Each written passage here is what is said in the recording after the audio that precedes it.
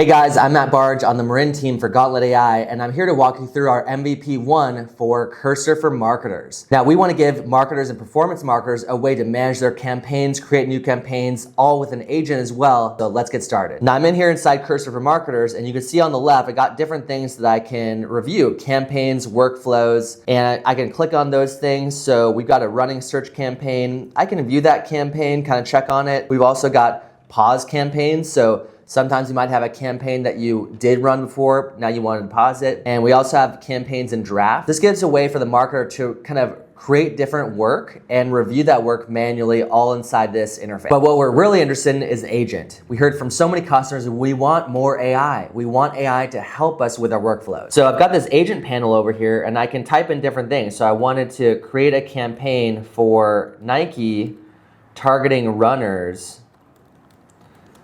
$1,000 a day. Boom, and it kicks off. We got different things the agent is working on, and the campaign is ready for our review. So we've got it pulled up here, it's created successfully. Now we've got a draft. Now let's say we wanted to create a report. We can also use voice. So create a report, last 7 days performance. Got that there, boom.